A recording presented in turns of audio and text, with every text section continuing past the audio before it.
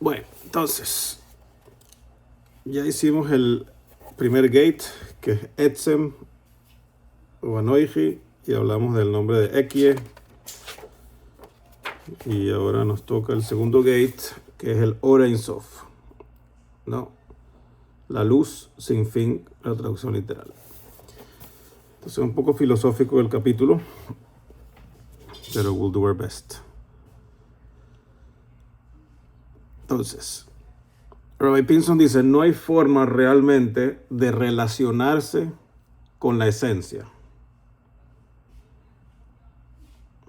Y nosotros nos las pasamos hablando que si get in touch with your essence and this and that, dice, no puedes relacionarte con tu esencia porque no hay nada fuera de la esencia. Entonces, technically speaking, para que haya una relación, tiene que haber dos entes, dos cosas, ¿no? Pero tú y tu esencia son uno, no son dos. Entonces, desde el punto de vista semántico técnico, you can't relate to your essence because you and your essence are one. ¿Ya? Tú ni nadie en general.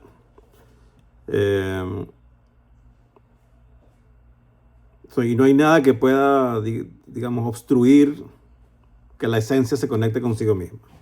Pero, como el ser humano está creado con un cerebro y con un contexto y con 3 dimensiones, etcétera, nosotros estamos acostumbrados a entender las cosas de cierta forma.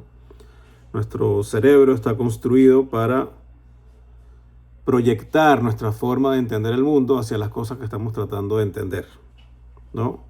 Humanizar las cosas que queremos entender. Y nosotros estamos muy acostumbrados a que haya separación, diferenciación. Esto tiene estas características, esto tiene estas. Lo puedo diferenciar, puedo contextualizar.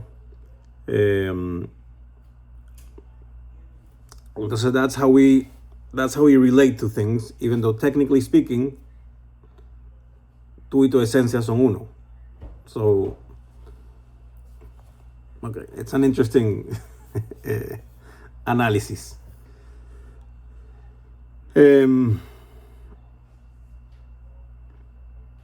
No sé, él dice que esto se compara a estar despierto, pero estar daydreaming que estás dormido.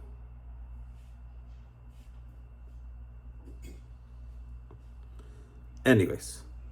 Entonces, nuestros cerebros están armados para pensar así, para partir la vida en proyectos, en partes, en cosas, y ver cómo lidiar con este mundo que es con 3 dimensiones y con sus definiciones y con sus distinciones, etc. Y si no, no podríamos funcionar. O sea, si en verdad pudiéramos sentir que yo y mi esencia somos uno, we wouldn't be able to function as human beings. ¿Ya?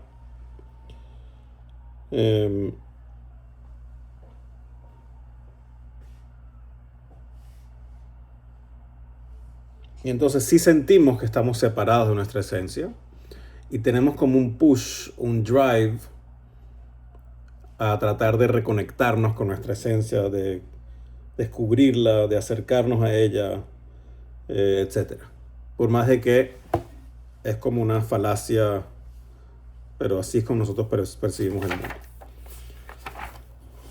Con este contexto, entonces, él dice, todo empieza en el Ein Sof, que, bueno, no lo llamó así, pero al final, I would guess Atzmus, o ¿cómo fue que llamó el Gate 1? No fue Atzmus. Sí, Etzem Anoiji es como el Ein Sof.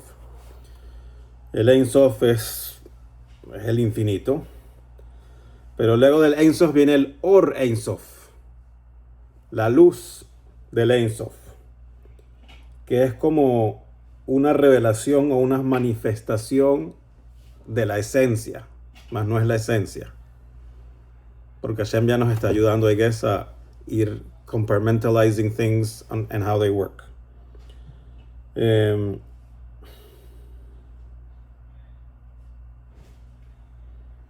Entonces, al parecer, esta luz ilumina a partir del Ein Sof aunque es una luz sin fin y sin principio también. No, technically speaking.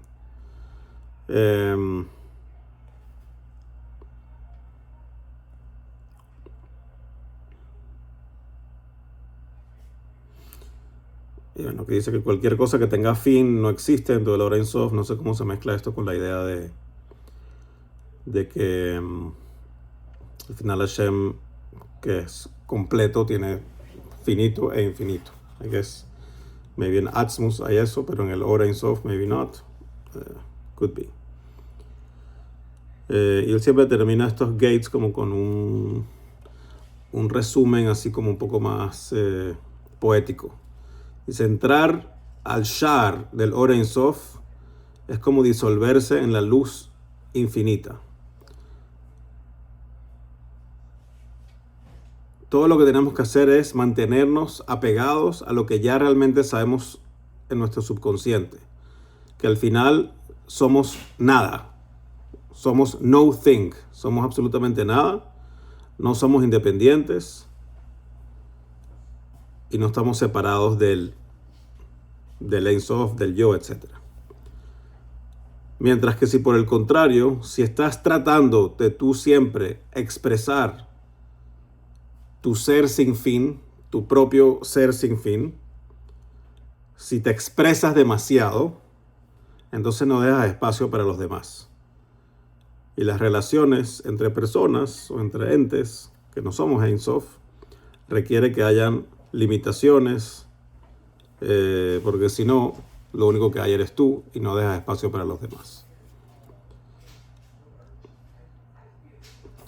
That's all he says in this gate, excepto que luego trae una nota en letra que parece Arial 8, como para que nadie la lea, en donde dice que en verdad, o sea, el próximo gate es Tzimtzum, como que el primer Tzimtzum, pero se está excusando porque en verdad antes del Tzimtzum hay otros gates que él no metió porque no se entienden. Pero igual los trata de explicar en esta nota que está en Arial 8. ¿Sí? So why not? Igual ya no entendimos nada. We can just finish not understanding. No, algo se entiende, pero no mucho.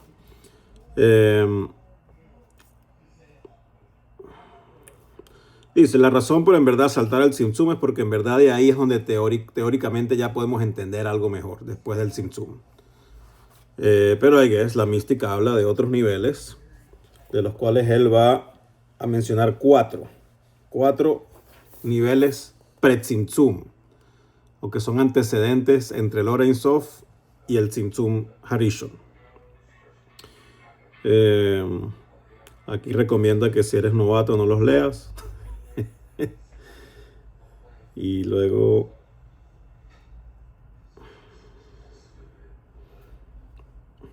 ok. Entonces, primero había completa unicidad, ¿no? Previo al Tzimtzum. Él también lo llama algo como sin movimiento, estático. Eso es previo al Tzimtzum. Y luego dice que es como que surgió un pequeño movimiento. Él lo llaman como un ripple, ¿no? Un ripple es como, no sé, como cuando echas una piedrita en el agua y se va creando un efecto que se va moviendo. Ese ripple vino, I guess, de la imaginación de Dios, de todo el trabajo espiritual y las mitzvot, y I guess del najes que iba a obtener de nosotros doing our job. Y eso dijo, ok, esa intención tiene que empezar a crear todo lo que tiene que crear para que nosotros existamos bajo este contexto. Por alguna razón compara esto, y asumo que si lo compara él es porque así está comparado en algún lado, compara el ripple con el movimiento de tu estómago previo a empezar a reírte. Como que se empieza a temblar el estómago, ¿no? La próxima vez que se ría ya saben en qué pensar. Y entonces esto es como el Tzimtzum antes del Tzimtzum, o los pasos preparatorios previos al Tzimtzum, los cuales él ahora los divide en 4. Entonces el paso 1 pre-Tzimtzum es ese ripple, que en verdad lo llama Sha'ashuim. Sha'ashuim, que es como el deleite supremo, ¿no? El deleite del rey dentro de su esencia, I guess, que quiere que haya este trabajo aquí abajo por seres humanos dentro de Tachtoinim. Y es como el despertar inicial, donde ya puede haber algo en potencia que diga, ok, hay que revelar, hay que empezar a crear espacio para otros, etc. Porque antes, con el Ora Ein Sof pelado, no hay espacio para más nadie. Eso Sha'ashuim. Luego viene la segunda etapa pre-Tzimtzum, que ya lo llama el deseo oficial de revelarse. Y eso lo llama, en base a los términos místicos, como Malbush. Malbush es como vestirse o embestirse. Y dice que esto se refiere a una vestimenta divina que está compuesta por las 231 combinaciones de letras que habla Shara y Yehud Be'emunah en el primer capítulo, ¿no? El segundo libro de Tania habla de esto, de las 231 posibles combinaciones de pares de letras del Aleph Beit.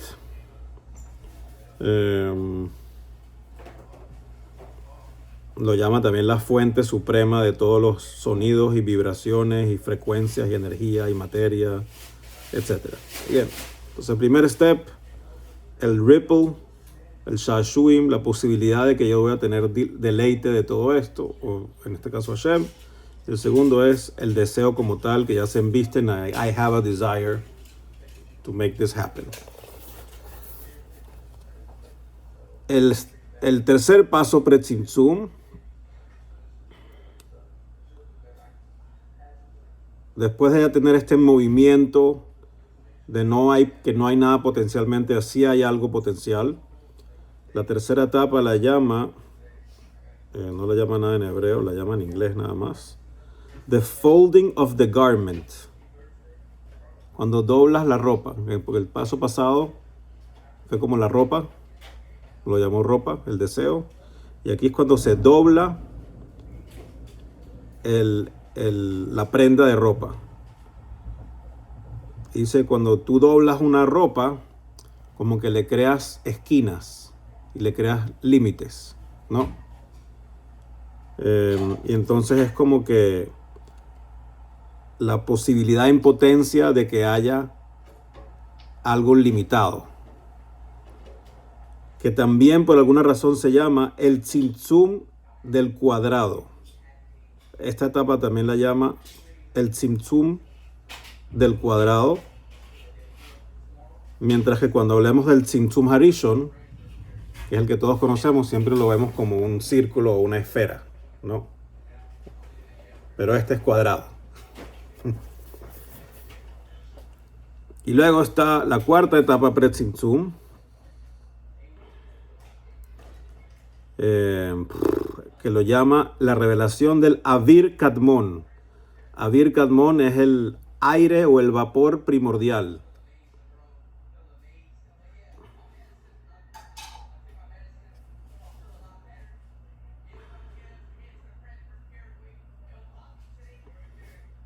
This is the one I least understand. You would think que mientras más baja, más se entendería, pero este es el que menos entiendo. What does it mean? I'm not really sure what this means.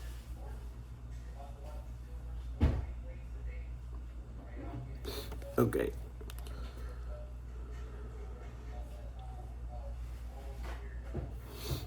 Y entonces el primer Tzimtzum, que es el que me vamos a hablar en el próximo capítulo, que es el más conocido, cuando famosamente se creó ese espacio vacío, un espacio vacío de la luz infinita de Hashem, para que en teoría hubieran mundos separados. Mientras que estas 4 etapas pre-Tzimtzum están tratando de predefinir la luz, de cómo se va a condensar, de cómo se va a convertir en algo potencialmente limitado.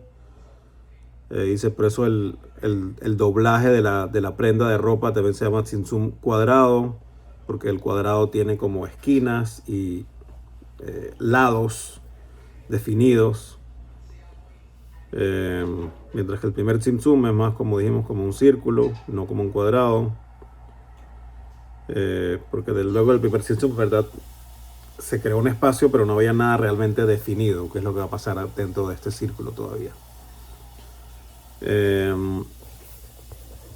So anyways, now you have what to think about when you're daydreaming. Pueden pensar en Sha'ashuim, que sí es un concepto que sale en varios lados en Hasidut, no necesariamente refiriéndose a esta etapa particular, pero esa palabra y la idea de que Hashem tiene Sha'ashuim de la Torah y de nosotros, el Malbush, el Tzimtzum cuadrado y el Avir Kadmon. And with that, we officially pass into the next gate. El cual no preparé, pero asumo yo que me iba a ser más fácil. A ver, let's try to do the next gate. Entonces, el tercer gate lo llama ya el Tzimtzum.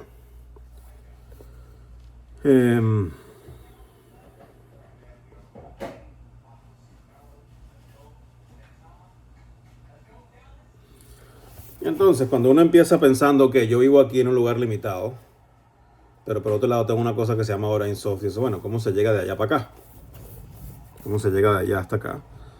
Y el concepto de Tzimtzum es algo que fue, no sé si ideado o al menos promovido principalmente por el Arizal, en donde hubo una contracción y se escondió por completo el Or Ein Sof.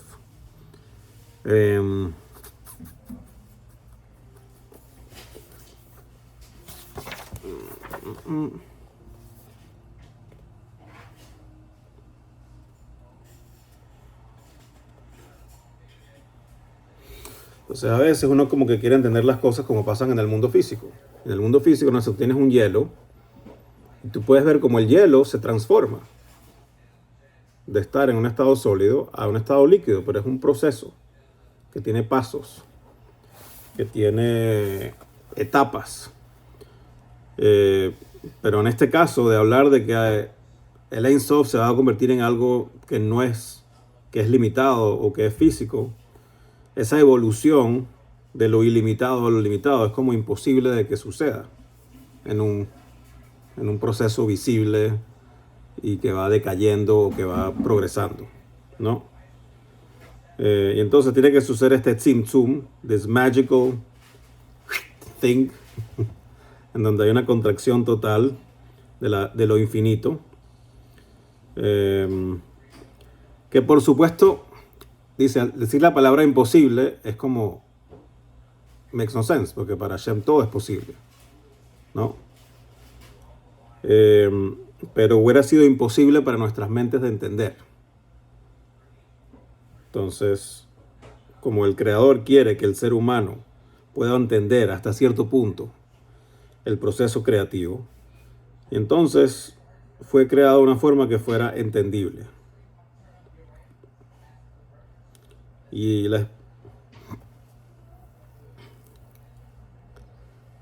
sí, aunque quizás menos, pero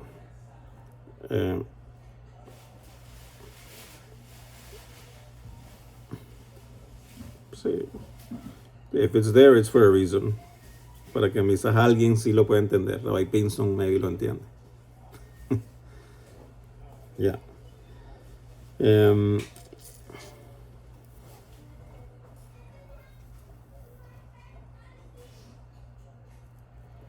Entonces aquí no hubo un proceso progresivo con una evolución cuantitativa de unicidad a multiplicidad.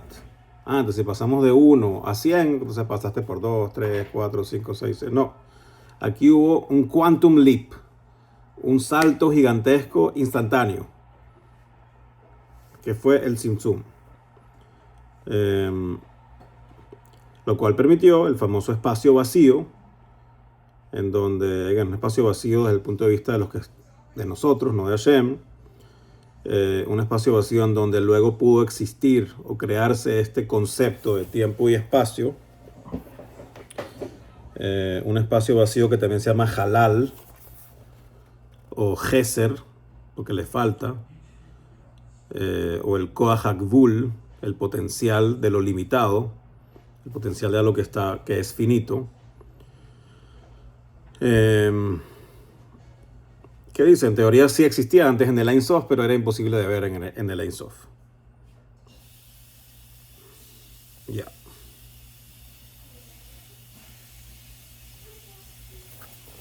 Okay. Entonces no hay un tiempo, no hay una hora, no hay una fecha previo al Tzimtzum, porque el Tzimtzum es lo que permitió que exista algo limitado como el tiempo y el espacio. Pero en base a la percepción humana igual decimos cosas como previo al Tzimtzum pasó tal cosa, aunque previo implica tiempo. So that's the only way we can understand it. Pero en verdad, previo al Tzimtzum no había tiempo. So really no fue previo, fue al mismo tiempo. El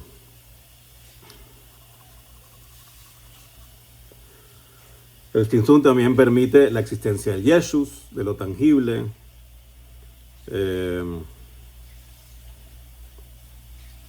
Y de alguna forma, o de forma paradójica, el Tzimtzum permitió revelar lo ilimitado realmente que es el Ein Sof. ¿Por qué? Permitió revelar lo finito dentro del Ein Sof. Si no hubiera habido el Tzimtzum, no se hubiera revelado que ahí hay posibilidad de que haya algo finito.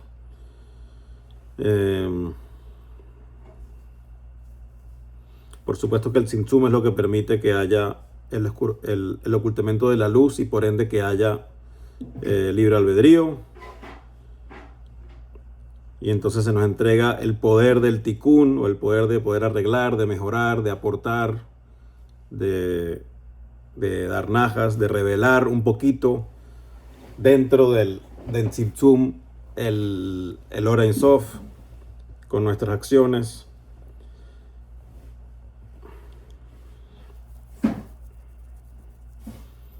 Nos da la capacidad interesante de nosotros poder revelar la divinidad dentro de un lugar que no se ve la divinidad.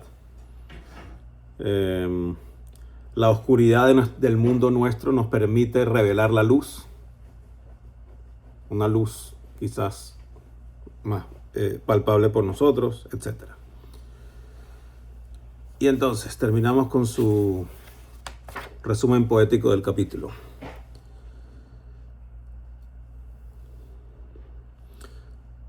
Dice, para realmente apreciar la existencia de otra persona, tenemos que ponernos inmóviles. We need to stop moving. We need to become still. Cuando hacemos un Tzimtzum y temporalmente quitamos de la mesa nuestras necesidades, nuestros pensamientos, nuestros sentimientos, eso automáticamente nos abre a poder realmente escuchar y entender las necesidades del otro, ¿no? Which is the opposite of what we said en el capítulo pasado. Si lo único que tienes es continuamente la expresión de ti, obviamente no hay espacio para más nadie. So you want to make space for someone else. Stop moving, stop thinking about what you need, about what you want, about yourself. Y automáticamente estás creando un Tzimtzum para poder entender las necesidades de la otra persona.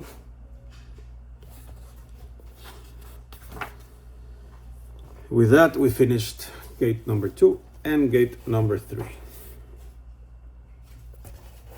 Next week, Bezrat Hashem, Igul y Kav, el círculo y la línea. Linear.